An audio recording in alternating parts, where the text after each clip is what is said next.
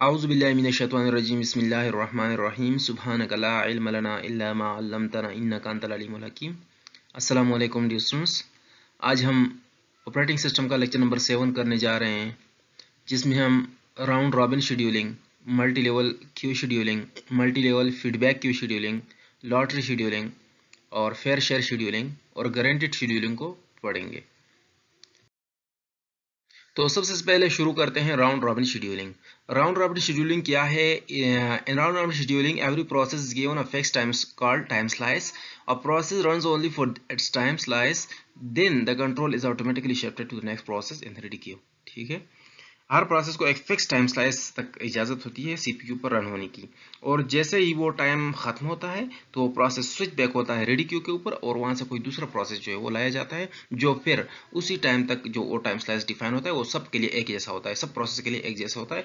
तो उस उतने टाइम तक वो प्रोसेस रन होगा, और जैसे ही वो टाइम एक्सपायर होगा या प्रोसेस ख़त्म होगा तब जाके वो वापस जाएगा और दूसरा प्रोसेस जो है कोई आएगा। ठीक है, कब एक प्रोसेस जाएगा वापस सीपीयू से रेडी क्यू के ऊपर? जब वो खत्म हो, उसका जो टाइम स्लाइस है वो एक्सपायर हो जाए या फिर वो प्रोसेस टर्मिनेट हो जाए।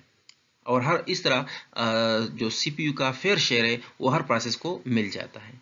ये हम कब करते हैं? This suitable for interactive systems और for system where every process has equal priority. ठीक है, इंटरेक्टिव सिस्टम में जब हमें रिस्पांस की जरूरत होती है, हमें हर प्रोसेस रिस्पांसिव होता है, उसकी रिस्पांस रेट जो है हमें ज़्यादा चाहिए होता है, तो हम कहते हैं कि हर प्रोसेस रिस्पांस दे। उस सिचुएशन में हमारे पास आर शेड्यूलिंग बेस्ट है, या फिर इस सिचुएशन जहाँ पर मल्टीपल प्रोसेस हों और सबकी प्रायोरिटी सेम हो। ठीक है, किसी को दूसरे पर बरकरी हासिल ना हो। It basically works on the policy of time sharing operating system। जैसे हम टाइम शेयर ऑपरेटिंग सिस्टम की बात की ही कि किस तरह उसमें टाइम जो है वो शेयर होता है एमंग प्रोसेसेस, तो एग्जैक्टली वही जो है राउंड रॉबिन शेड्यूलिंग है। अच्छा, बाय नेचर हमारे पास जो राउंड रॉबिन शेड्यूलिंग है वो एक प्रीएम्प्टिव शेड्यूलिंग है। ठीक है, उसमें होता क्या है कि जब वो सीपीयू के ऊपर आता है तो जब रन होता है, तो इसका मतलब ये नहीं कि वो सीपीयू पर को जब ऑक्यूपाई करता है तो अपनी मर्जी से आखिर तक यूज़ करता है, बल्कि अपने टाइम स्लाइस तक जाता है, उसके बाद उसको फोर्सफुली वहाँ से रिमूव करके दूसरा प्रोसेस लाया जाता है। लेकिन आप देख सकते हैं कि यहाँ पर वो अपनी मर्जी से सीपीयू को जब नहीं यूज़ कर सकता, लिहाजा वो एक प्रीएम्प्टिव शेड्यूलिंग है। इसके एग्जांपल के तौर पर हम देख रहे हैं कि फॉर एग्जांपल हमारे पास प्रोसेसेस हैं P1, P2, P3, P4, और उनके करस्पॉन्डिंग बर्स्ट टाइम दिए हुए हैं 15, 4, 10, 2। और हम ये इमेजिन कर लेते हैं कि सारे प्रोसेस जो हैं सिमल्टेनियसली आए हैं, first come first serve basis पर। P1 पहले आया, फिर P2, फिर P3, P4, और उसी तरतीब में इनका जो है ना एग्जीक्यूशन भी होगी। तो टाइम स्लाइस जो इस सिस्टम के लिए है वो 5 यूनिट्स ऑफ टाइम है, जो कुछ भी हो, माइक्रो सेकंड हो, मिली सेकंड हो, नैनो सेकंड हो, माइक्रो सेकंड हो। तो अब इसका मतलब है कि हर प्रोसेस को 5 यूनिट्स ऑफ टाइम तक एग्जीक्यूट होना है, उसके बाद उसने स्विच बैक करना है रेडी क्यू के ऊपर और दूसरा प्रोसेस आएगा। ठीक है, तो सबसे पहले हम P1 ले लेते हैं, जो पहले आया था, तो फॉर एग्जांपल वो शुरू हो गया और वो 14, 13, 12, 11, 10 तक, क्योंकि उसका 15 बस टाइम था, तो 15 में से 5 तक वो एग्जीक्यूट हुआ, और जब 10 पर वो पहुंचा तो उसका टाइम स्लाइस खत्म हो गया। तो अभी उसने क्या करना है? उसने अभी स्विच बैक करना है रेडी क्यू के ऊपर, और P2 जो है उसको मौका देना है एग्जीक्यूशन का। P2 एग्जीक्यूशन शुरू करता है। अब देख रहे हैं कि उसका जो बर्स्ट टाइम था वो 4 था, हमारे पास टाइम स्लाइस तो 5 था।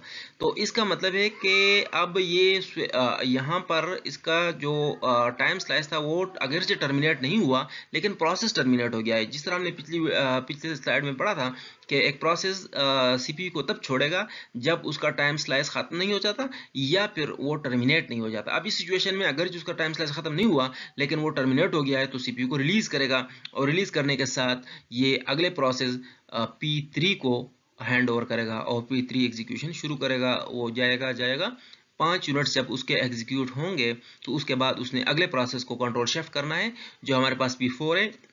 P4 का भी वही सीन है कि इसके बर्स्ट टाइम 2 ही है, लिहाजा ये अपना पूरा टाइम स्लाइस नहीं लेगा, लेकिन 2 तक एग्जीक्यूट करके फिर टर्मिनेट होकर कंट्रोल को वापस कर देगा। जैसे 2 खत्म होता है तो उसके बाद ये खत्म हो जाएगा, और कंट्रोल को सर्कल में, अभी ये सर्कुलर फैशन में P4 खत्म हो गया तो फिर से कंट्रोल P1 के पास जाएगा, तो P1 शुरू हो जाएगा, और P1 7, 6, 5 यूनिट्स जब उसके होंगे तो उसने अपना, चूंकि टाइम स्लाइस खत्म कर दिया है, एक्सपायर हो गया है, तो उसने अगले को शिफ्ट करना है। P2 तो खत्म हो गया है, तो P3 रहता है, तो P3 एग्जीक्यूशन शुरू करेगा, और उसके 5 रहते हैं तो वो इसी टाइम स्लाइस में क्या हो जाएंगे?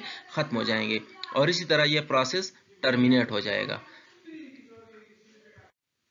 अच्छा, उसके बाद हमारे पास एक ही प्रोसेस रहता है P1, और आप देख रहे हैं कि P1 के 5 टाइम स्लाइस रहते हैं। लेकिन अगर हमारे पास सिस्टम में कोई एक प्रोसेस हो तो उसको 2 और मोर टाइम स्लाइसेस जो हैं भी असाइन किए जा सकते हैं। फॉर एग्जांपल अगर P1 के अभी 8 सेकंड रहते होते, 8 यूनिट्स रहते होते, तो हम P1 को डबल स्लाइस देते हैं, डबल उसके जो क्वांटम है, डबल टाइम क्वांटम है वो दे देते, 5 और 5 के 2 उसको दे देते। लेकिन अब हमारे पास इसमें सिर्फ 5 ही रहते हैं, तो ये चलेगा एक टाइम क्वांटम तक, और इस तरह ये ख़त्म होके ये रिमूव हो जाएगा। यूँ हमारे पास राउंड रॉबिन शेड्यूलिंग काम करता है। अब इसका हम वेटिंग टाइम फाइंड कर लेते हैं, तो इंडिविजुअली एक एक का करेंगे। P1 को देखेंगे, P1 ने कितना वेट किया है, 16। क्यों? क्योंकि P1 ने यहाँ पर तो पहले तो वेट नहीं किया था, लेकिन बाद में यहाँ से लेके यहाँ तक वेट किया है, और उसके बाद यहाँ से लेके यहाँ तक वेट किया है। तो पहले में आप देख सकते हैं कि यहाँ से यहाँ कितने हैं, 4, 5 और 2, तो 4, 5 और 2 11 हो जाते हैं। 11 यहाँ पर हो गया, और इसमें आप देख सकते हैं कि 5 यहाँ पर है, तो 11 और 5 हो जाते हैं 16, तो इसने 16 वेट किया है। P2 का अगर हम देखें तो P2 ने 5 वेट किया है। क्यों? क्योंकि P2 जब शुरू हुआ तो उससे पहले P1 ही एग्जीक्यूट हो रहा था। हमने कहा कि ये सब सिमल्टेनियसली पहुंचे हैं, तो P1 के 5 यूनिट्स जो थे तब तक P2 इंतजार कर रहा था, लेकिन इसी तरह P2 का वेट इतना हो गया। अभी हमारे P3 की बारी आती है। P3 ने कितना वेट किया, उसने 16 वेट किया है। क्यों? P3 ने स्टार्ट में यहाँ से यहाँ तक 9 वेट किया है, उसके बाद यहाँ से यहाँ तक कितना वेट किया है, 5 और 5 और 2, तो 12। अच्छा, ये P3 की सॉरी, P3 ने यहाँ से यहाँ तक वेट किया है, ठीक है, वहाँ से तो एग्जीक्यूशन हुई है, तो 2 और 5 7 यहाँ पर किया है, और 8 यहाँ पर किया है, 9 यहाँ पर किया है, तो टोटल वेट जो है P3 का 16 हो गया। उस तरह P4 की बारी आती है। P4 ने टोटल वेट 14 किया है। क्यों? क्योंकि P4 यहाँ से शुरू हुआ है, इससे आगे आप देख सकते हैं कि 5, 4, 5, ये 14 वेट इसने किया है। अब इनका हम एवरेज फाइंड कर लेते हैं, सबको ऐड करके 4 पर डिवाइड करते हैं, तो ऐड करने से 16, 16, 32, 5, 37, 14, 51 बन जाते हैं। इसके तकरीबन 12.8 समथिंग इस तरह बन जाएगा। तो ये एवरेज वेट टाइम हो जाएगा हमारे पास राउंड रॉबिन शेड्यूलिंग का। अब इसमें इंटरेस्टिंग बात यह है कि हर प्रोसेस ने जो वेट करना होता है वो डिपेंड करता है टाइम स्लाइस के ऊपर और नंबर ऑफ प्रोसेस के ऊपर। तो फॉर एग्जांपल हमारे पास टोटल नंबर ऑफ प्रोसेस कितने हैं, n है। n हमारे पास टोटल नंबर ऑफ प्रोसेस हैं। अब एक प्रोसेस ने अपने नेक्स्ट टाइम स्लाइस तक वेट कितना करना है, 1 माइनस n। 1 माइनस n इतने प्रोसेसेस ने, जब जो इनका टाइम जो क्वांटम होगा t, क्यों, जो क्वांटम होगा टाइम का t वो, या टाइम स्लाइस होगा, तो हर प्रोसेस ने अपने नेक्स्ट बर्स्ट तक इतना वेट करना होता है, ठीक है। If there are n processes in a system and time quantum is t, then every process share 1/n of the CPU, ठीक है, CPU को 1/n शेयर करेगा। Every process must wait for n-1 into t on average, ठीक है, on average जो है ना इतना वेट हर एक प्रोसेस करेगा। अच्छा, नेक्स्ट हमारे पास जो शेड्यूलिंग है वो है multi level queue scheduling. Multi level queue scheduling, जिस तरह आप देख रहे हैं कि इसके नाम से जाहिर है कि इसमें मोर देन 1 क्यूज होंगे, मल्टी लेवल्स के क्यूज होंगे। In multi level queue scheduling, the ready queue is divided into number of predefined queues, ठीक है, नंबर ऑफ प्रीडिफाइंड क्यों, कुछ 4, 5 जितने क्यूज हम कहेंगे प्रीडिफाइंड होगा कि इतने क्यूज में उसको डिवाइड किया जाएगा, उसे इतनी क्यूज बनाएंगे, मतलब रेडी क्यू जो है ना एक नहीं रहेगा, 3, 4, 5 हो सकते हैं, डिपेंड्स अपॉन जो हम उसके लिए वो करेंगे, कंडीशन रखेंगे। तो each Q is dedicated for a special group of processes. जो हमने कहा कि रेडी क्यू जो है उसको हम स्प्लिट कर देंगे मोर देन 1 क्यूज में, और हर क्यू में हम मखसूस किस्म की प्रोसेस जो हैं वो रखेंगे। For that purpose processes are classified in different groups और क्लासेस।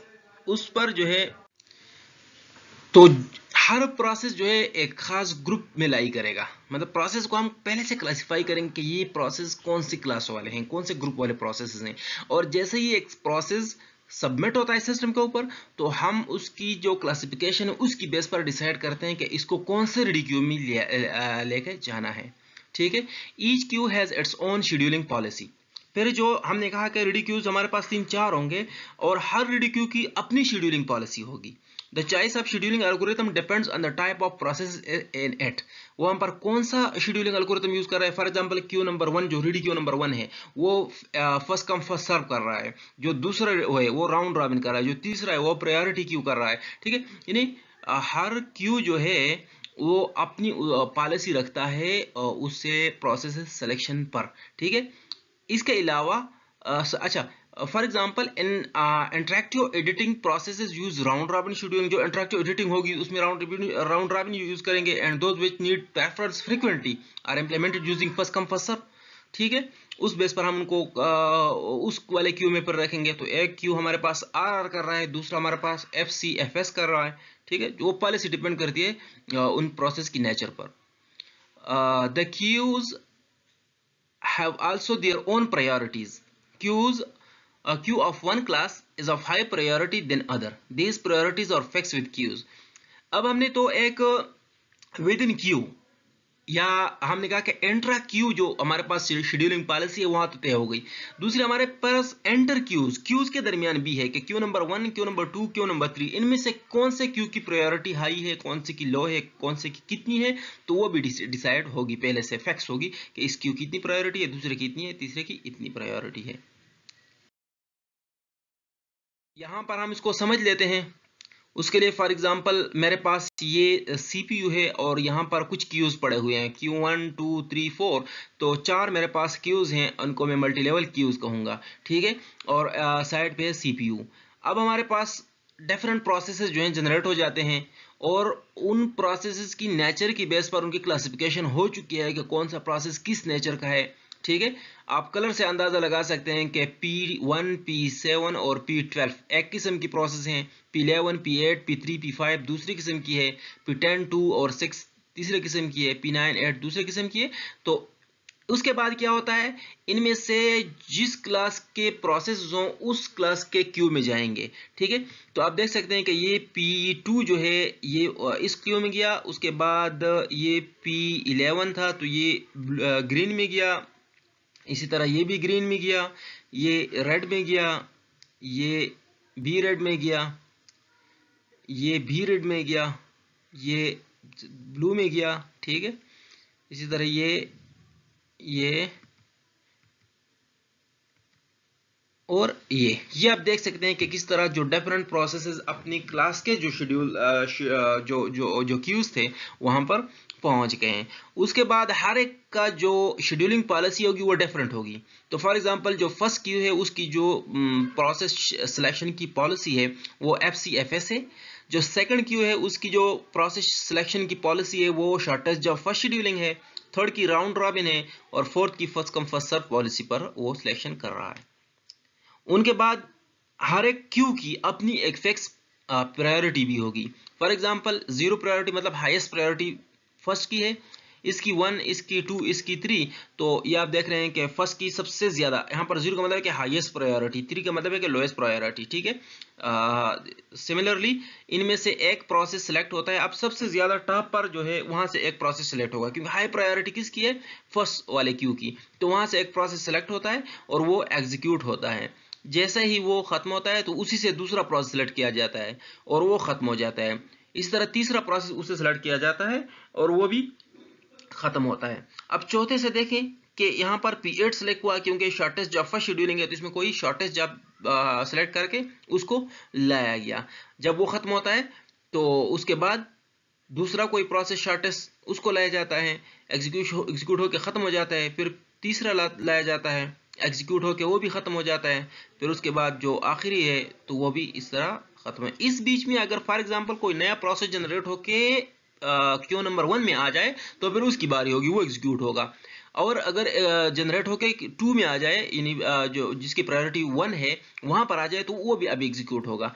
अभी नीचे तब जाएगा जब ऊपर दोनों खाली होंगे। अब दोनों चूंकि खाली हैं तो नीचे में से राउंड रॉबिन शेड्यूलिंग शुरू हो जाती है और उनसे प्रोसेस सेलेक्ट करके और उनको एग्जीक्यूट करके ख़त्म किया जाता है। जब ऊपर वाले 3 लेवल्स के क्यू खाली हो गए हों तो उससे आखिरी लेवल तब शुरू होगा अगर यहाँ पर कोई नया प्रोसेस आ जाता है और वो ऊपर वाले क्यूज में लाई करता है, उस हाल में फिर उस सिचुएशन में फिर हमारे पास जो ऊपर वाला जो क्यू होगा उस प्रोसेस को पहले एग्जीक्यूट किया जाएगा।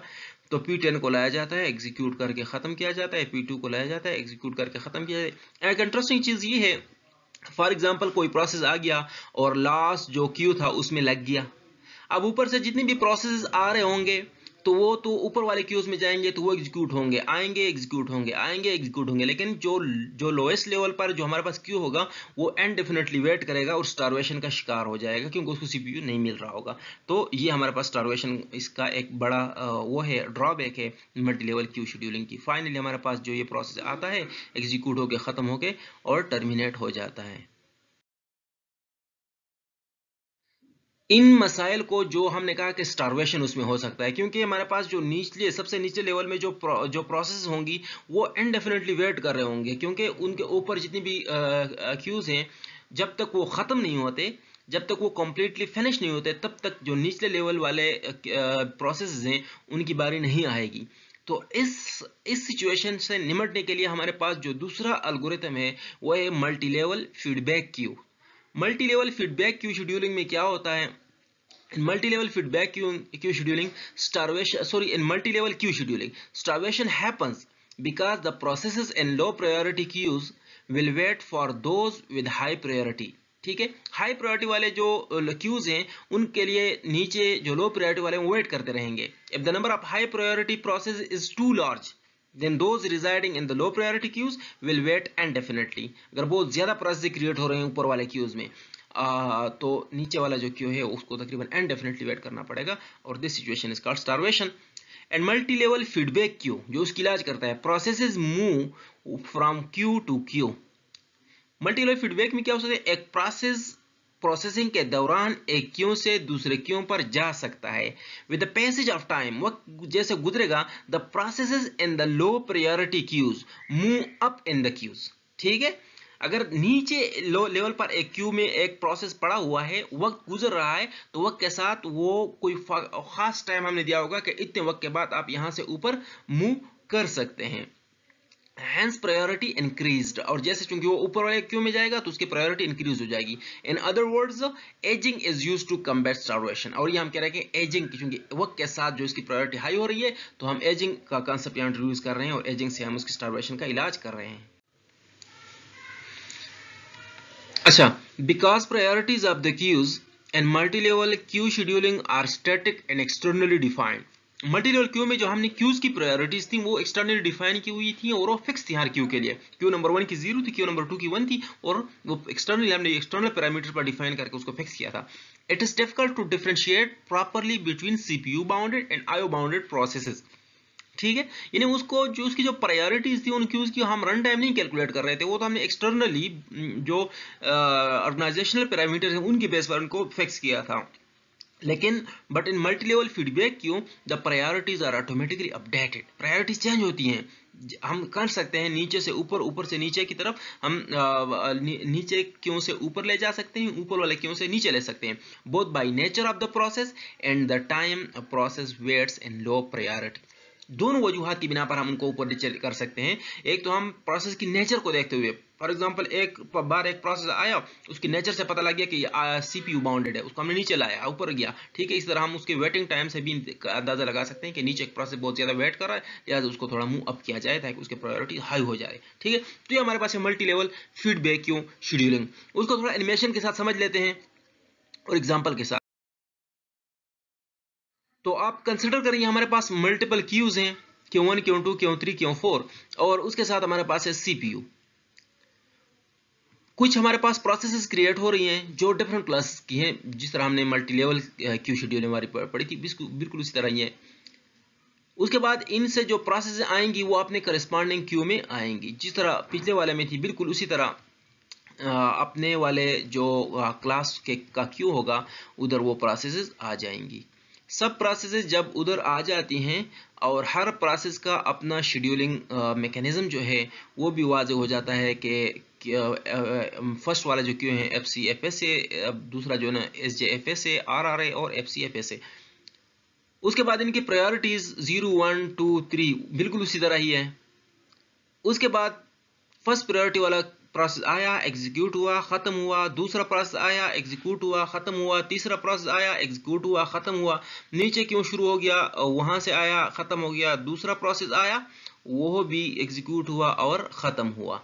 उसके बाद आप देख रहे हैं कि नीचे थर्ड नंबर क्यू से, थर्ड प्रायोरिटी वाले क्यू से P6 ऊपर को मूव हो गया, क्योंकि इसकी जो प्रायोरिटी थी वो थोड़ी इन्हांस हो गई, थोड़ी इंक्रीज हो गई है, नीचे से ऊपर क्यू में चला गया है, वेटिंग के साथ, इसकी एजिंग के साथ हमने इसको ऊपर ले गया है। P3 खत्म हुआ, P5 आया। बेसिक में यही समझाना चाहता हूं कि नीचे एक प्रोसेस जब वेट कर रहा होता है और जब ज्यादा वेट उसको गुजर जाए तो उसके बाद वो अपनी प्रायोरिटी को एनहांस करके ऊपर वाले क्यू में जा सकता है। एक टाइम होगा उसके तक हम कहेंगे, फॉर एग्जांपल 5 मिनट्स, हम कहेंगे कि अगर कोई प्रोसेस एक क्यू में 5 मिनट्स गुजार दे तो उसको ऊपर की तरफ मूव किया जाए। फिर उसके बाद जो है उसी तरह से बिल्कुल प्रोसेसेस रन हो रही हैं, आप देख रहे हैं, और आखिर में ये सारे प्रोसेसेस खत्म होके, तो ये हमारे पास है multi level feedback Q. Feedback queue में मतलब जो enter Q shifting of process है वो पॉसिबल है। दूसरा, इनकी जो प्रोसेस की प्रायोरिटी है वो इंटरनली डिसाइड होती है, न कि एक्सटर्नली। अच्छा, नेक्स्ट हमारे पास है शेड्यूलिंग एल्गोरिथम में गारंटीड शेड्यूलिंग। तो गारंटीड शेड्यूलिंग क्या चीज है? Guaranteed scheduling in multi user environment, more than one user use system. ठीक है, मोर देन वन यूजर होते हैं सीपीयू यूज करने के लिए। The CPU is proportionally divided among them. अब सीपीयू को उनके बीच में प्रोपोर्शनली डिवाइड किया जाएगा कि फॉर एग्जांपल 5 यूजर हैं तो 1/5 1/5 1/5, ठीक है, हर एक को 1/5 जो है ना सीपीयू का टाइम देना चाहिए।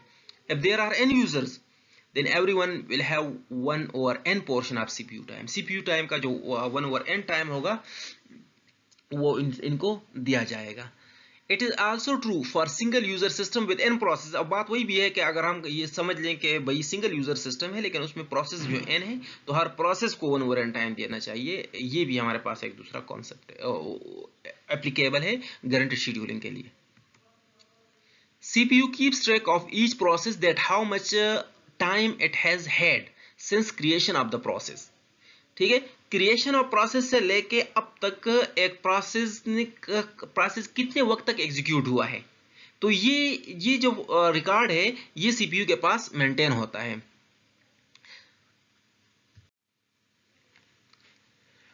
अच्छा, then it is easy for CPU to compute the time of each process. अब हर प्रोसेस ने सीपीयू पर कितना वक्त लिया है और उसको कितना मिलना चाहिए था। The time of process has taken after creation divided by n।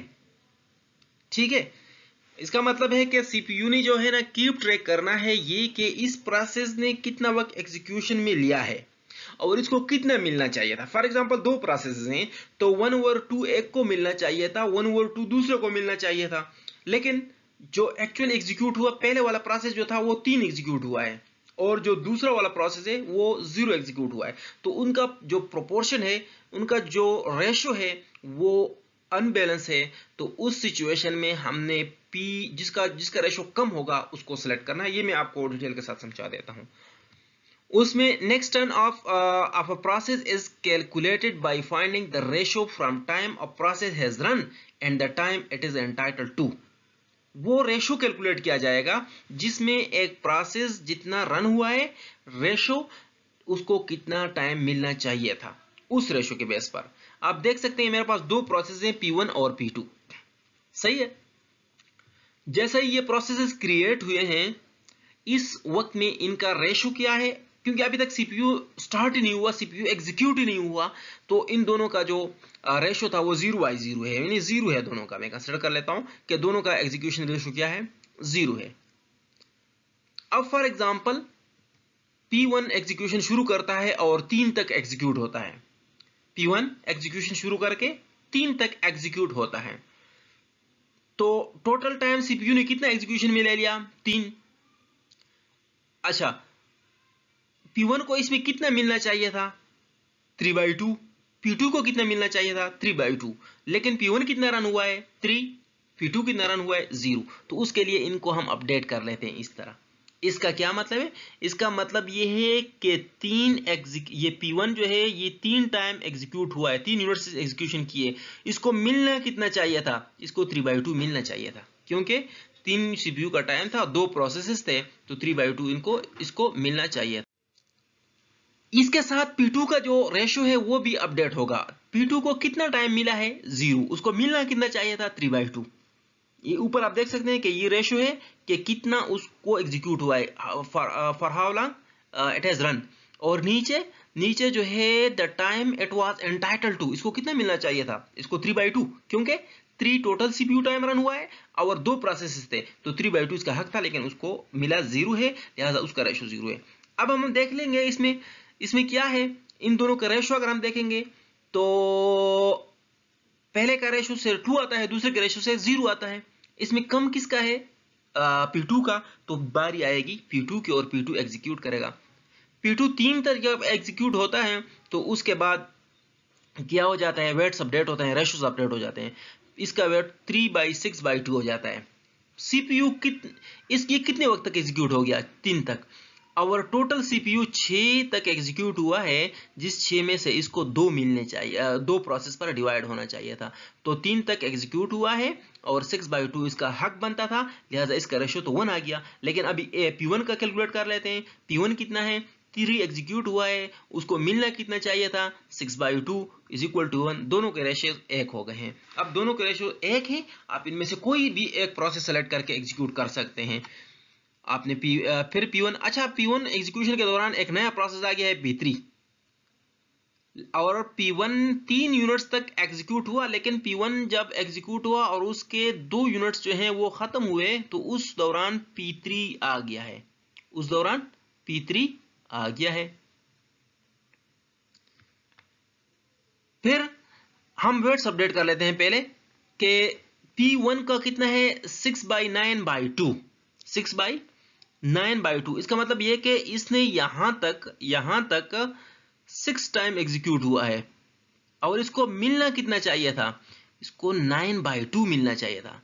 अब इस यहां से आपको अगर पता हो कि लास्ट यूनिट जो था यहां पर, तो प्रोसेस 3 हो गए थे, लेकिन इसको हम यहां पर एनकाउंटर नहीं करते हैं। हम अगले एग्जांपल में इसको डिटेल के साथ करेंगे कि कैसे अगर इस तरह दरमियान में कोई प्रोसेस आ जाए तो उसको हम कीप ट्रैक करेंगे। यहां पर हमने समझ लिया कि भाई चलो 2 हैं, जब हम 3 का कंसिडर करेंगे तो उसको फिर साथ मिला लेंगे।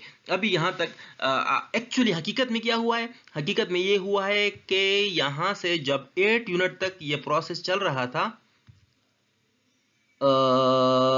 ये वाला प्रोसेस, तो यहां पर ये था 8/2, यानी 8 सीपीयू का टाइम था और डिवाइडेड बाय 2 प्रोसेसेस थे। और यहां पर फिर ये एक वाला जो था, यहां पर 1 सीपीयू का टाइम था, लेकिन यहां पर प्रोसेस 3 हो गए थे। लेकिन मैं अब इस चीज को छोड़ता हूं, इस चीज को मैं अगले एग्जांपल में फिर बता देता हूं कि इस तरह की सिचुएशन को कैसे हम डील करेंगे। फिलहाल हम सीपीयू को जो है ना ओवरऑल टाइम को 3 पर तकसीम करेंगे। अब इसमें फायदा किसका होगा? इसमें फायदा P3 का होगा। चलो हम देख लेते हैं किस तरह। इसका तो वेट अपडेट हुआ 6/9/2। 6 ये एग्जीक्यूट हुआ है, 9 यूनिट सीपीयू के गुजरे हैं जो 2 प्रोसेस पर डिवाइड होने थे, लिहाजा इसका रेशियो 1.3 आ गया। अगला हम उसका भी अपडेट कर लेते हैं P3 को। P3 तो अभी आया है, तो उसका तो अभी टाइम शुरू नहीं हुआ, तो उसको हम 0 कंसिडर कर लेते हैं। और P2 अपडेट हो जाता है। P2 को कितना मिला है? 3। उसको कितने मिलने चाहिए थे? 9/2 मिलने चाहिए थे। रेशियो कितना आ गया? 0.6। अब एक का रेशियो है 1.3, एक का है 0.6, एक का है 0। इसके बाद हमने कौन सा प्रोसेस सेलेक्ट करना है? ऑफ कोर्स अगर हम ये देखें तो सबसे कम जो है वो P3 का है, तो P3 ने शुरू करना है और P3 2 यूनिट तक हम चलो चला लेते हैं। 2 यूनिट बाद हम इसका फिर से रेशियो निकालते हैं, तो 2/11/3। अब देख लें कि इसमें ये 11/3 का जो सीन है, ये मैंने ऐसा समझ लिया कि गोया ये प्रीवियस सारे दौरान P3 हाजिर था कि भाई 11 सीपीयू का यूनिट्स गुजरे हैं जिन पे 3 का हक था, लेकिन हकीकत में तो हक तो 3 का नहीं था, वो तो 8 से पहले, वो तो यहां से पहले 2 का हक था और इसके बाद फिर यहां पर 3 का हक है। बात समझ में आई? यहां पर 3 का हक तो इधर से शुरू हुआ है, क्योंकि प्रोसेस नंबर 3 यहां से शुरू हुआ है। इसे आगे तो हमारे पास जो 8 यूनिट्स थे CPU का जो 8 एग्जीक्यूशन टाइम था उन पर तो 2 का हक था। लेकिन इन चीज़ों को मैं थोड़ा स्किप कर लेता हूँ, अगले एग्जांपल में डिटेल से समझाऊंगा। तो यहाँ पर 11/3 का मतलब ये हो गया कि भाई टोटल 11 यूनिट CPU चला है जिस पर तीनों का हक था, और उसमें से इसको कितने मिले हैं, इसको 2 मिले हैं। रेशो हम फाइंड करके कितना आ जाता है, 0.5 आ जाता है। अच्छा, अगलों को अपडेट करते हैं। हमने जब b को अपडेट किया तो 3 डिवाइडेड बाई 11/3 इक्वल टू 0.8 आ गया, और a को हमने अपडेट किया तो 6/11/3 इक्वल टू 1.6 हो गया। अब हम एक बार फिर जब देखते हैं तो P3 का जो रेशो है वो सबसे कम है। अच्छा, तो इस बार वो फिर एग्जीक्यूट होगा। यही मसला है कि मैं आपको कह रहा हूं कि क्योंकि P3 ने कंसिडर किया है कि मेरा हक पहले वाले टाइम में B था, वो पहले वाले जो हक, जब तुम थे ही नहीं तो तुम्हारा हक कहां था। तो उस बेस पर चूंकि हमने इसको थोड़ा स्किप करके ले लिया कि भाई हमने सारा टाइम चलो डिवाइड करना है, और अक्सर सिस्टम में ऐसा ही होता है, ठीक है। तो उस सिचुएशन में 2 टाइम हमने और दे दिए P3 को। जब 2 टाइम और दिए तो वेट्स अपडेट करेंगे, वेट्स अपडेट किए तो 4 मिला है इसको, P3 को 4 मिल गया 13/3 में से, और इसका रेशो आ गया 0.9। इस तरह P2 को हमने देखा 3/13/3 से आ गया 0.7। इस तरह P1 को हमने देखा उसका आ गया 1.4। अब इनमें सबसे कम रेशो किसका है, P2 का है। तो P2 की बारी होगी, P2 एग्जीक्यूट करेगा, कितने यूनिट्स तक गया, 3 यूनिट्स तक गया। जब वो 3 यूनिट्स तक गया तो उसके बाद वेट्स अकॉर्डिंगली अपडेट हो जाएंगे। देख सकते हैं 6/16/3 is equal to 1.1। A update हो गया 6/16/3 इज इक्वल टू 1.1, और इस तरह P3 जो है ना अपडेट हो गया, और इस दौरान हमारे पास एक और प्रोसेस P4 भी आ गया। लेकिन P3 जब अपडेट हुआ तो 4/16/3 से हमारे पास आ गया 0.7, और P4 यहाँ पर हाजिर हो गया है जिसका रेशो है हमारे पास 0। तो अब किसकी बारी है, अब P4 की। अब देखिए नया प्रोसेस जो आता है, इस एग्जिस्टिंग पॉलिसी की वजह से जो नया प्रोसेस आता है उसको बहुत फायदा होता है, जो हमारे पास प्रीवियस पास प्रोसेस होती हैं उनको नुकसान होता है। तो P4 शुरू हो गया, 3 यूनिट्स तक एग्जीक्यूट हुआ। जब वेट अपडेट किया तो इसका वेट इतना आ गया। जब P3 का वेट अपडेट किया तो उसका भी इतना आ गया। जब P2 का किया तो उसका इतना आ गया। जब P1 का किया तो उसका इतना आ गया।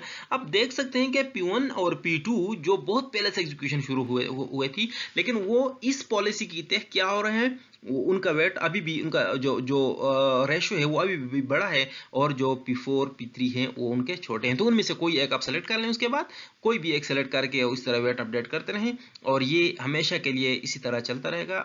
तो ये हमारे पास एक गारंटीड शेड्यूलिंग का एक तरीका, जिसमें हम टाइम को सब प्रोसेसेस पर इक्वली तकसीम करते हैं कि जितना टाइम CPU ने लिया है स्टार्ट से लेके अब तक, उसमें सब में जो है ना हर प्रोसेस का हक था, हर प्रोसेस का हिस्सा था। तो उसके लिए हम ये मैकेनिज्म यूज करते हैं। देख सकते हैं कोई P3 अपनी मर्जी से ले लिया और उसके अकॉर्डिंगली वेट्स अपडेट किए। आप उसके बाद भी देख सकते हैं कि अभी P4 की बारी होगी। हालांकि P4 इससे पहले एग्जीक्यूट हुआ था, 4 यूनिट्स तक एग्जीक्यूट हुआ था, लेकिन उसके बाद फिर P4 की बारी आएगी। अच्छा, अब हम दूसरा तरीका कर लेते हैं जिसमें हम गारंटीड शेड्यूलिंग का तरीका करते हैं। उसमें ये कहते हैं कि भाई प्रोसेस जब आएगा, नया प्रोसेस जब आएगा तो उसका प्रीवियस टाइम से कुछ लेना देना नहीं होगा। उसका जो जो जब से वो आया है उसके बाद वाले टाइम में उसका हिस्सा मिलना चाहिए, पहले वाले में हिस्सा नहीं मिलना चाहिए। तो ये गारंटीड शेड्यूलिंग का एक दूसरा वर्जन है। उसमें क्या होता है, फॉर एग्जाम्पल मेरे पास 2 प्रोसेस हैं P1 और P2। आप देख रहे हैं कि दोनों समल्टेनियसली फॉर एग्जांपल आए हैं, तो उस सिचुएशन में दोनों का जो रेशो है फिलहाल 0 है। 0 उसको मिला है क्योंकि CPU 0 रन हुआ है, अभी तो रन ही नहीं हुआ। अब भी CPU जब रन होता है, एक और रन करता है, 3 यूनिट्स तक एग्जीक्यूट जब करता है, उसके बाद उनके रेशोज अपडेट हो जाते हैं कि ये 3 एग्जीक्यूट हुआ है और 3/2 उसको चाहिए था। यानी 3 CPU टाइम में 2 प्रोसेस पर डिवाइड करना। ये नीचे जो है CPU टाइम 3/2। सिमिलरली इसका वेट अपडेट हुआ और ये रेशो किसका कम है, P2 का। तो P2 ने एग्जीक्यूट होना है। P2 एग्जीक्यूट हुआ, 3 तक गया। इस दौरान हमारे पास वेट्स अपडेट हो गए। वेट्स जब अपडेट किए गए तो P2 का वेट आ गया और P3 का, P1 और P2 दोनों का वेट अपडेट हो गया। उसके बाद मर्जी है क्योंकि रेशो दोनों का सेम है, तो मैंने P1 को शुरू कर लिया। P1 एग्जीक्यूट जब हुआ, उसके जब 2 यूनिट्स एग्जीक्यूट हुए, तो इस दौरान हमारे पास एक नया प्रोसेस क्या है, P3 आ गया। जैसे ही P3 आया तो हमने नए वेट्स बना लिए। अब इसके वेट्स आप देख सकते हैं कि P1 के जो वेट अपडेट 6/13/3 हो गया।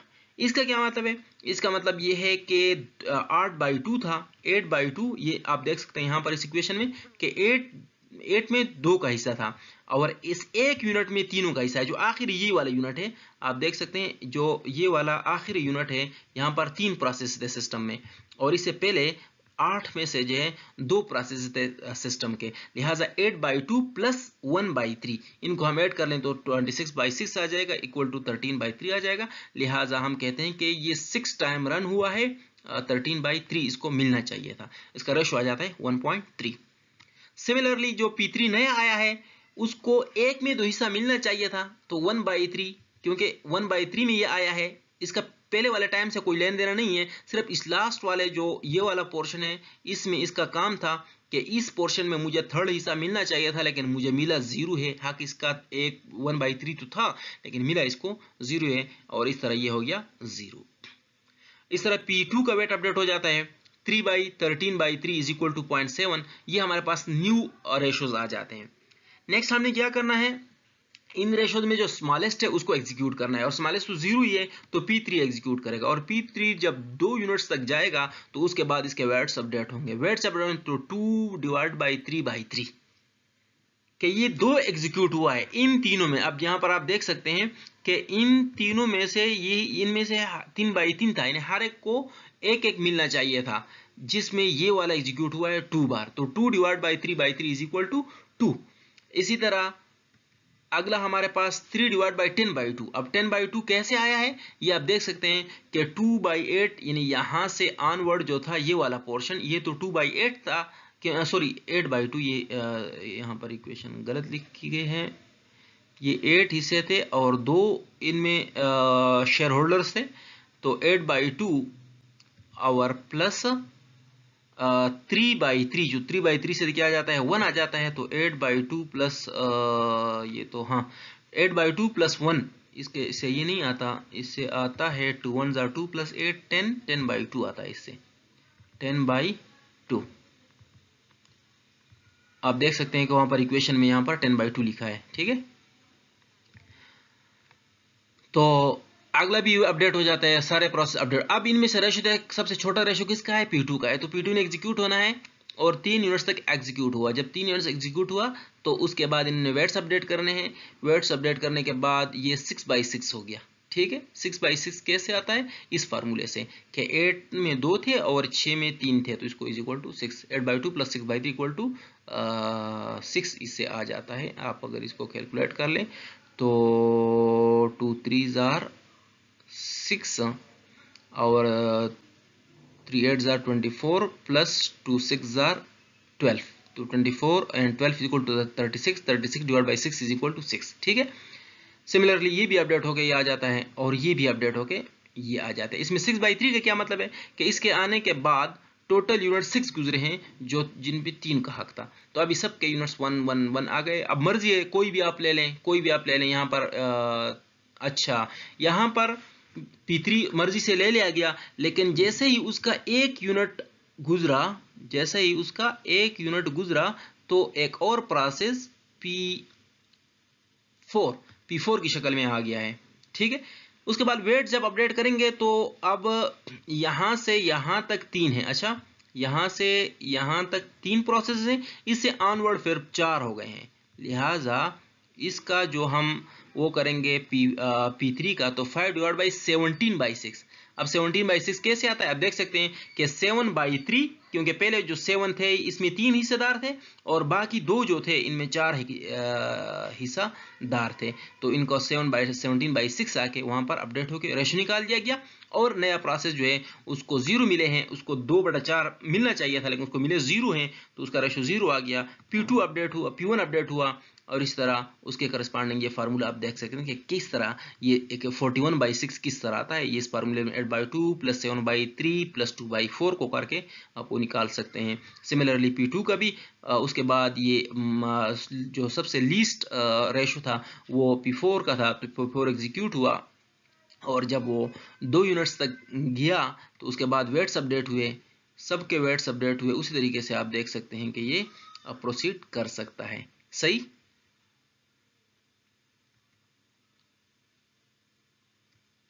ये उसके बाद फिर आप देखेंगे तो यहाँ पर आप देखें इंटरेस्टिंग बात ये है कि पिछली में क्या हो गया था कि P1 और P2 ऑल टुगेदर नेग्लेक्ट हो गए थे। उनको तो उनके तो रेशो ऑलरेडी इतने बड़े बड़े आ रहे थे कि जो नए प्रोसेस थे उनको ज़्यादा मौका मिल रहा था और जो जो पुराने प्रोसेस थे उनको मौका नहीं मिल रहा था। यहाँ पर इक्वली जो है ना रेशोज बराबर हो चुके हैं। अब यहाँ पर बारी है P1 P2 में से किसी की, क्योंकि अब हमने नए प्रोसेस को पूरे टाइम में का हकदार नहीं समझा, बल्कि जब से वो आया है उस टाइम का वो हकदार है। ठीक है। नेक्स्ट जो हमारे पास एल्गोरिथम है वो है लॉटरी एल्गोरिथम। लॉटरी शेड्यूलिंग में क्या होता है? Lottery scheduling, in this scheduling every process has some tickets and scheduler picks a random ticket and process having that ticket is a winner and it is executed for a time slice and then another ticket is picked by the scheduler। Scheduler ने हमारा कुछ tickets होते हैं जो process में तकसीम किए होते हैं, फिर शेड्यूलर ने एक रैंडम नंबर जनरेट करना होता है और देखना होता है कि वो नंबर किसके टिकट से मिल रहा है। जिसके टिकट से वो प्रोसेस वो नंबर मिल रहा होगा तो उस प्रोसेस की बारी होगी और वो प्रोसेस आएगा, टाइम स्लाइस जितना भी हो तब तक एग्जीक्यूट होगा। उसके बाद जो है हमारे पास शेड्यूलर एक और टिकट निकालेगा और देखेगा कि ये टिकट किसका है। इसमें ये प्रोबेबिलिस्टिकली चॉइस करता है, प्रोबेबिलिस्टिकली हर एक को इक्वल प्रोबेबिलिटी देता है, बल्कि इक्वल नहीं वेटेड प्रोबेबिलिटी भी दे सकते हैं। अगर हम चाहें तो दो प्रोसेस हैं, किसी को हम ज्यादा टिकट दे दें, किसी को कम टिकट दे दें, उनकी इंपॉर्टेंस उसकी प्रायोरिटी की बेस पर। ठीक है। these tickets represent the share of processes। अच्छा ये इंटरेस्टिंग बात है। a process having a higher number of tickets give it more chance to get chosen for execution। ये एक टिकट नंबर ऑफ टिकट्स जो है वो उस प्रोसेस का सीपीयू में शेयर जाहिर करता है। फॉर एग्जांपल मेरे पास टोटल टिकट्स 100 थे, 100 टिकट्स में एक प्रोसेस को मैंने 90 टिकट्स दे दिए। इसका मतलब है कि मैंने 90% शेयर जो है वो इस प्रोसेस के दे दिया, क्योंकि प्रोबेबिलिस्टिकली 0.9 प्रोबेबिलिटी है कि हमारा जो हम टिकट जो शेड्यूलर पिक करेगा वो इस प्रोसेस के होंगे। A process with one ticket guarantees that it has non-zero probability of selection। अगर एक टिकट का एक प्रोसेस का टिकट एक टिकट भी है लेकिन उसको उसकी जो प्रोबेबिलिटी है वो नॉन जीरो प्रोबेबिलिटी है, वो उसको क्योंकि हम रैंडम नंबर जनरेट कर रहे हैं तो प्रोबेबल है कि वो प्रोसेस सेलेक्ट हो जाए, यानी कि कोई भी प्रोसेस यहाँ पर स्टारवेशन का शिकार नहीं होती। सो लॉटरी एल्गोरिथम प्राइमरली जो है वो स्टारवेशन के खिलाफ है। Scheduler maintains total number of tickets and increase it with submission of new process and decrease it with exit of new process। अच्छा, शेड्यूलर की रिस्पॉन्सिबिलिटी क्या है कि प्रोसेस को टिकट्स तकसीम करना उनकी इंपॉर्टेंस की बेस पर, उनकी प्रायोरिटी की बेस पर, और जब वो टर्मिनेट होते हैं तो उन टिकट्स को लेके बाकी में तकसीम करना। जब कोई नया प्रोसेस आता है तो एग्जिस्टिंग प्रोसेस से टिकट्स उठा के न्यू प्रोसेस को देना, बस that's all. Number of tickets with a process represents its proportion share of the CPU. तो ठीक है, और ये आप कंसीडर कर लें, consider there are 100 tickets and initially one process A, then total tickets will be with A. पहले हमारे पास एक प्रोसेस है, 100 टिकट्स थे, सारे ए को दे दिए हैं, पूरा का पूरा रैंडम नंबर जनरेट होता है तो ए का टिकट ही होगा, तो 100% जो है सीपीयू ए के कब्जे में। But if a process B enters, जैसे प्रोसेस बी सिस्टम में एंटर होता है तो कुछ टिकट्स ए ने बी को देने होंगे। फर्ज करें ए ने बी को 40 टिकट्स दे दिए, तो अब इसका मतलब होगा कि ए का जो शेयर है सीपीयू में वो 60% है और बी का जो शेयर है वो 40% है। ठीक है। और सपोज यहां पर एक तीसरा प्रोसेस सी एंटर होता है और 10 सेकंड बी उसे दे देता है और 20 टिकट्स जो है वो ए उसे दे देता है, तो सी के जो टोटल टिकट्स होंगे वो 50 हो जाएंगे, 30 हो जाएंगे। तो ए का शेयर 40 रह जाएगा, बी का 30 रह जाएगा और सी का 30 हो जाएगा। सो ये हमारे पास है बेसिक लॉटरी शेड्यूलिंग के का जो प्रिंसिपल है वो ये है। अब इसको हम एग्जांपल एनिमेशन के साथ समझा देते हैं कि किस तरह काम करता है। ये एक और बात भी है, if there are more than one users हैं then they can maintain their own currencies for their own processes.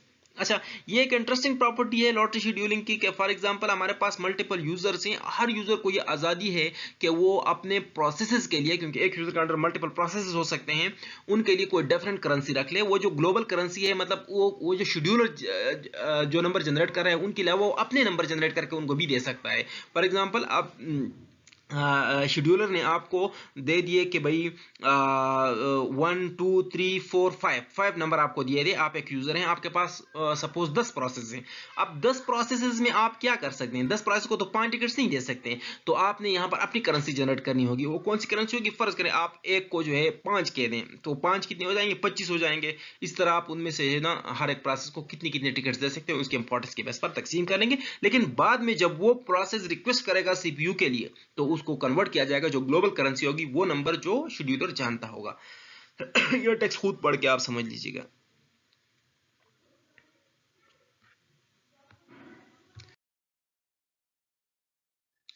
अच्छा, तो अभी हम लॉटरी शेड्यूलिंग का जो प्रोसेस है वो समझ लेते हैं। तो फॉर एग्जांपल हमारे पास इनिशियली सिस्टम के अंदर दो प्रोसेस हैं, ए और बी, ठीक है। अब अगर आप देखें तो ए को जो शेड्यूलर टिकट्स देगा उसको 5 6 7 8 9 10 यानी 6 टिकट्स उसको दे दिए, और 4 टिकट्स जो हैं बी को दे दिए हैं, ठीक है। उसके बाद इससे अंदाज़ा होता है कि 60% शेयर जो है वो ए का है सीपीयू पर, और 40% शेयर जो है वो बी का है सीपीयू पर। उसके बाद हमारे पास शेड्यूलर आ जाता है, ठीक है। तो शेड्यूलर ने क्या करना होता है, एक कार्ड रैंडम नंबर जनरेट करना होता है। तो उसने एक कार्ड जनरेट किया और वो था 7। अब 7 जो है वो ए का कार्ड है, 7 नंबर जो ए के पास है, लिहाजा ए की बारी होगी एग्जीक्यूशन में, और वो एक टाइम स्लाइस तक एग्जीक्यूट होगा। तो आप देख सकते हैं कि वो एक टाइम स्लाइस तक एग्जीक्यूट हुआ। जैसे ही वो एक टाइम स्लाइस तक एग्जीक्यूट हुआ तो उस शेड्यूलर ने एक और कार्ड जनरेट किया। इस बार जो रैंडम नंबर जनरेट हुआ वो 3 था, लिहाजा ये कार्ड बी के पास है, तो बी ने एग्जीक्यूशन शुरू करनी है। बी एग्जीक्यूट होता है और अपने फिक्स टाइम स्लाइस तक जब वो एग्जीक्यूट होता है तो उसके बाद टर्मिनेट होके शेड्यूलर ने एक थर्ड कार्ड जनरेट करना होता है। अगला कार्ड जनरेट किया वो 6 है और वो ए का कार्ड है, लिहाजा ए एग्जीक्यूट होना शुरू हो गया और वो 10 यूनिट्स तक जाके फिर ख़त्म हो गया। उसके बाद हमारे पास सपोज एक और प्रोसेस आ जाता है सी। अब सी जब आता है तो शेड्यूलर ने क्या करना है, उसको कुछ कार्ड्स देने हैं, ए और बी के कार्ड से कुछ कार्ड्स उसको देने हैं। तो उसने फॉर एग्जांपल 4 नंबर कार्ड उसको दे दिया, इसी तरह 3 नंबर कार्ड उसको दे दिया जो बी के 2 कार्ड से उधर दे दिए, इसी तरह ए के जो 10 दे दिया, इसी तरह 9 दे दिया, और फॉर एग्जांपल 8 दे दिए। तो 5 कार्ड्स दे दिए सी को, यानी सी का जो शेयर है सीपीयू पर वो 50% कर दिया गया, और इस तरह बाकी का शेयर कम होके ए का शेयर 30 रह गया और बी का शेयर 20% रह गया। अब एक रैंडमली एक और कार्ड जनरेट हुआ और वो कार्ड 5 का था, तो इसका मतलब है कि फिर से ए की बारी है, तो ए ने एग्जीक्यूट होना है और अपने 10 यूनिट्स तक जाके टर्मिनेट होना है। उसके बाद एक और कार्ड जनरेट होगा, और जो कार्ड अब इस बार सी का है तो सी की बारी आएगी। अब देखें सी चूंकि न्यू प्रोसेस है लेकिन उसको भी इक्वल प्रोबेबिलिटी है, उसकी भी जो चूंकि रैंडम नंबर जनरेटेड है तो उस वजह से किसी को किसी पर फोकियत हासिल नहीं है, रैंडमली कोई भी प्रोसेस जनरेट होकर एग्जीक्यूशन शुरू कर जाएगा, ठीक है। तो बेसिकली हमारे पास जो लॉटरी एल्गोरिथम है उसका ये है मैकेनिज्म। इस मैकेनिज्म की तह पर हमारे पास लॉटरी एल्गोरिथम जो है वर्क करता है। सही। जो हमारे पास नेक्स्ट एल्गोरिथम है शेड्यूलिंग का वो है फेयर शेयर एल्गोरिथम। जैसे इसके वर्ड से जाहिर है कि हर यूजर को ये इक्वली शेयर देता है सीपीयू के यूजेज में, ठीक है। उसके लिए हमारे पास it proportionate the CPU according to the number of user rather than the number of processes. Number of users के बेस पर जो है ये क्या करता है, सीपीयू के टाइम को प्रोपोर्शनेट करता है, डिवाइड करता है, rather than number of processes. It promises a user to allocate some proportion of CPU, and no matter how many processes the user have, enforces the entitled CPU proportion. ठीक है। In so far discussed algorithms, if there are two users A and B, हमारे पास दो users हों A और B, और A के जो total process हों वो 4 हों और B का सिर्फ एक प्रोसेस हो, लेकिन अगर उनको हम राउंड रॉबिन शेड्यूलिंग से या इक्वल प्रायोरिटी शेड्यूलिंग से रन करेंगे तो ए का जो है वो 90% सीपीयू यूटिलाइजेशन होगी, जबकि बी का सिर्फ 10% होगा। क्यों? क्योंकि ए के प्रोसेस, ए एक यूजर है, बी दूसरा यूजर है, ए के 4 प्रोसेस हैं, बी के एक प्रोसेस है, लेकिन राउंड रॉबिन शेड्यूलिंग में कोई पता तो नहीं कौन सा प्रोसेस किसका है, किसको कौन सा शेयर देना है वगैरह वगैरह, उसने अपने तरीके से करना है। तो उसलिए 90% शेयर जो होगा वो ए के पास जाएगा और जो 10% सिर्फ रहता है वो बी के पास जाएगा, हालांकि दो यूजर्स इक्वल यूजर्स हैं। In order to avoid such circumstances, fair share scheduling fix a proportion of CPU for each user. Her user के लिए सीपीयू का एक प्रोपोर्शन दे देता है कि आप इतने परसेंट आपका हक होगा, दूसरे का इतना परसेंट होगा, and then they are allowed to run their processes the way they want. अब ये लाजमी नहीं है कि सीपीयू को इक्वली तकसीम किया जाए। फॉर एग्जांपल 2 यूजर्स हैं, इसका मतलब ये नहीं कि 50% एक को दिया जाए 50% दूसरे को दिया जाए। Depends upon organisational parameter and external variable, जहां पर हम ये डिफाइन कर सकते हैं कि हमारे पास इस यूजर को आप जो है 70% यूजर दे सीपीयू दे दें और बाकी को 30% सीपीयू टाइम जो है वो दे दें। तो ऐसा भी हो सकता है, मतलब इक्वल डिस्ट्रीब्यूशन नहीं होती, वो एक्सटर्नली डिफाइन होता है। In the above example, if user A is entitled to use the CPU for 60%, अगर A को कह दिया जाए कि A को 60% टाइम दे दो और B को कह दिया जाए कि आप इसको 40% टाइम दे दो, ठीक है, तो A के जो 4 प्रोसेसेस हैं वो 60% CPU टाइम में चलेंगी और B का जो एक प्रोसेस है वो CPU के बाकी 40% टाइम में एग्जीक्यूट होगा। अब देखें, अगर सिंपल राउंड रॉबिन शेड्यूलिंग हम यूज कर लेते हैं और नॉन फेयर शेयरिंग कर लेते हैं तो A1 A का फर्स्ट, A का सेकंड, A का थर्ड, A का 4, फिर B का 1, उसके बाद फिर A का 1, B का 2, A का 3, B4 A4, उसके बाद B की बारी आएगी। तो आप देख सकते हैं कि अगर आम राउंड रॉबिन हम यूज करेंगे तो उसमें हमारे पास 1/5 हिस्सा जो है वो सिर्फ B का होगा, बाकी जो 4/5 हिस्सा होगा वो होगा हमारे पास यूजर A के प्रोसेसेस का। लेकिन अगर हम इसको फेयर शेयर से करें तो उस सिचुएशन में क्या होगा, क्योंकि हमने कहा कि 60-40 से करना है, 60% एक को देना है, 40% दूसरे को देना है, तो ये हमारे पास एक स्नैपशॉट है A1 A2 B1 A3 B1 A4 B1 A1 B1 A2। इसमें हम देख सकते हैं कि टोटल हमारे पास 1 2 3 4 5 6 7 8 9 10 स्लाइस हुए हैं। टाइम स्लाइस यहाँ पर कितने हुए हैं, 10, और 10 में से आप देख सकते हैं कि B के कितने हैं, B के 1 2 3 4, तो 4/10 को अगर आप परसेंट निकाल लेते हैं 100 तो इसका 40% आ जाएगा। तो ये यूजर A को जो है टाइम इतना 40% टाइम यूजर B को मिल गया, ठीक है। आप इसको परसेंटेज कन्वर्ट करके फाइंड कर लें तो आपको पता चल जाएगा कि ये कितना है, ये 40% है, सॉरी 40%। अच्छा, इस तरह यूजर ए को बाकी 60% जो टाइम दिया जाएगा। तो ये फेयर शेयर शेड्यूलिंग में ऐसे होता है। दूसरा जो हमारे पास लिनक्स यूज कर रहा है वो है कंप्लीटली फेयर शेयर शेड्यूलिंग।